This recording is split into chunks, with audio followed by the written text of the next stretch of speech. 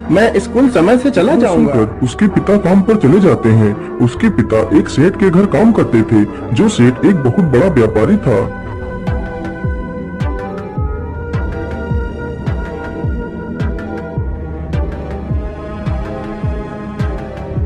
सेठ जी, मुझे कुछ पैसे दे दीजिए।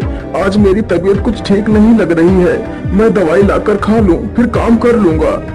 अरे नहीं नहीं, पैसे पहले नहीं मिलेंगे। पहले काम खत्म करो, फिर आराम से पैसे लो। जाओ जाओ यहाँ से और अपना काम करो। कल मुझे यह सारा माल मंडी पहुँचाना है। इतना सुनकर बेचारा मन्ना लाल फिर से काम पर लग जाता है।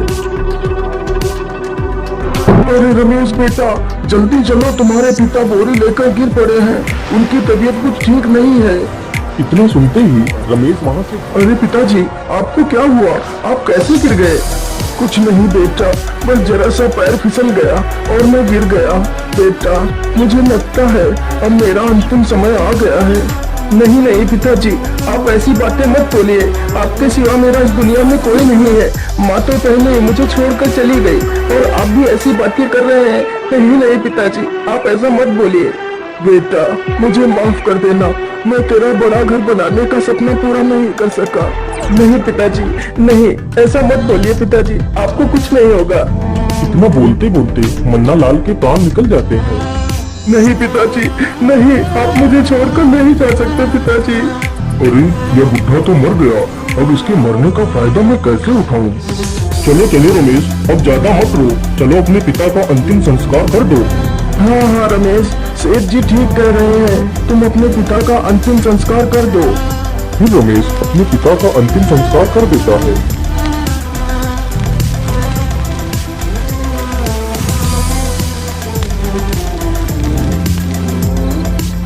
पिताजी, आप तो मुझे छोड़कर चले गए। अब मैं पढ़ाई कैसे करूंगा? यदि पढ़ाई करूंगा तो खाऊंगा कहाँ से? नहीं नहीं, मैं कल से ही सेठ के पास काम पर लग जाता हूँ और खाली समय में पढ़ाई कर लिया करूंगा। सुबह होते ही रमेश सेठ के पास पहुंच जाता है। सेठ जी, मुझे काम पर रख लीजिए। हाँ हाँ, क्यों नहीं रमेश, जाओ और कल्लू दादा के साथ काम करो। रमेश चुपचाप जाता है और काम पर लग जाता है। इसी प्रकार कुछ दिन बीत जाते हैं। सेठ जी, आज मुझे काम करते हुए पूरा 1 महीना हो चुका है। अब आप मुझे मेरी मेहनत के पैसे दे दीजिए। अरे कैसे पैसे, और किस बात के तू पैसे मांग रहा है? सेठ जी, आप ये कैसी बातें कर रहे हैं? मेरी मेहनत के पैसे, जो मैंने आपके यहाँ पर काम किया है, उसके पैसे। लेकिन उसके पैसे तो मैं पहले ही तेरे बाप को कर्ज के रूप में दे चुका हूँ। लेकिन सेठ जी, मेरे पिता ने तो कभी भी कोई कर्ज नहीं लिया। यदि वह ऐसा कुछ करते तो मुझे अवश्य बताते। मुझसे बहस करता है? चल जा और जंगल से लकड़ियाँ लेकर आ। जब तक तेरे पिता द्वारा लिया गया कर्ज समाप्त नहीं हो जाता, तब तक तुझे एक भी पैसा नहीं मिलेगा, सिवाय एक वक्त खाने के। वह सेठ मन्ना लाल के मरने का फायदा उठाना चाहता था, जबकि मन्ना लाल ने कभी कोई कर्ज नहीं लिया था। बेचारा रमेश चुपचाप कुल्हाड़ी उठाकर जंगल की तरफ निकल पड़ता है। रमेश चलते चलते जंगल में काफी दूर निकल जाता है और एक पेड़ के नीचे बैठ जाता है। पिताजी, आप मुझे छोड़कर क्यों चले गए? पिताजी, आप मुझे भी अपने साथ ले जाते। यह दुनिया बहुत खराब है पिताजी। इतना कहकर रमेश रोने लगता है। जिस पेड़ के नीचे वह बैठ के रो रहा था, उसी पेड़ पर एक अच्छा भूत रहता था। अरे अरे, यह रोने की आवाज कहाँ से आ रही है? मुझे लगता है कोई पेड़ के नीचे बैठ कर रो रहा। तुम मेरी बात ध्यान से सुनो। तुम लकड़ियाँ लेकर सेठ के पास देर से जाना। जब वह सेठ तुमसे देर से आने का कारण पूछे तो कह देना मुझे जंगल में कुछ मिला है, और तुम दिन भर में 2-3 बार जंगल में घूमने के लिए आ जाना। रमेश ने सारा काम भूत के कहे अनुसार ही किया।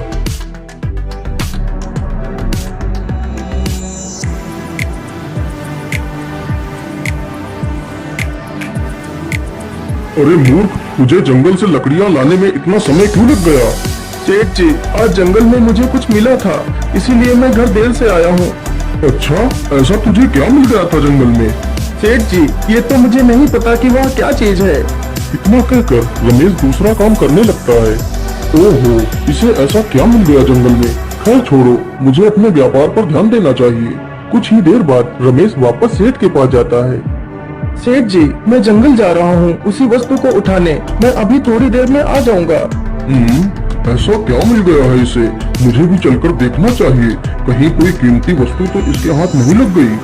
ठीक है, लेकिन जल्दी वापस आना। रमेश तुरंत ही जंगल की तरफ निकल पड़ता है और पीछे पीछे वह लालची सेठ भी उसका पीछा कर रहा था। रमेश चुपचाप उसी पेड़ के नीचे जाता है और वहाँ पर रखी थैली को उठाकर चल देता है। अरे ओ रमेश, रुक जा और यह थैली मेरे हवाले कर दे, नहीं तो मैं तुझे मार डालूंगा। क्या छिपाया है तूने इस थैली में, दिखा मुझे। सेठ तुरंत ही वह थैली ले लेता है और थैली को खोलकर देखता है तो उसमें से ढेर सारे हीरे मोती व सोने चांदी के बने आभूषण मिलते हैं। अच्छा, तो ये बात है, तू इतना सारा धन हमारे घर से चुरा कर ले जा रहा था। सेठ जैसे ही उस धन को हाथ लगाता है तो वह सारा धन पत्थर में बदल जाता है। अरे रे रे, ये क्या हो गया? ये सारा धन तो पत्थर में बदल गया। अरे मूर्ख सेठ, तूने मेरे खजाने को अपने पापी हाथों से छूकर उसे नष्ट कर दिया। अब मैं तुझे नहीं छोड़ूंगा, अब मैं तुझे मार डालूंगा लालची आदमी। अरे रे रे, भूत भाई, मुझे छोड़ दीजिए, मैं गलती से तुम्हारे धन को छू लिया, मुझे माफ कर दीजिए, मैं तुम्हारा सारा धन वापस कर दूंगा, बस मुझे मारिए मत। अच्छा, ठीक है, मैं तुझे नहीं मारूंगा। यदि तू मेरा नष्ट हुआ सारा धन मुझे वापस कर देगा तो मैं तुझे कोई नुकसान नहीं पहुंचाऊंगा। सेठ तुरंत भाग कर जाता है और उसकी तिजोरी में जितना भी धन मिलता है सारा उठाकर भूत के पास आ जाता है। ये लीजिए भूत भाई, बस मुझे माफ कर दीजिए, मुझे कोई नुकसान मत पहुंचाइए। हाँ, ठीक है, तू यहाँ से जा सकता है, अब मैं तुझे नहीं मारूंगा। इतना सुनते ही सेठ वहाँ से भाग जाता है। ये लो रमेश, अब तुम्हें इस दुष्ट के घर काम करने की कोई आवश्यकता नहीं। यह सारा धन तुम्हारा है, इसे लेकर जाओ और अपनी जिंदगी की नई शुरुआत करो। मेरी सहायता के लिए आपका बहुत बहुत धन्यवाद भूत भैया। इतना कहकर रमेश वहाँ से सारा धन लेकर चला जाता है। वह भूत कोई और नहीं बल्कि उसका पिता ही था, जो मरने के बाद भी अपने पुत्र के दुख को नहीं देख सका और भूत बनकर उसकी सहायता के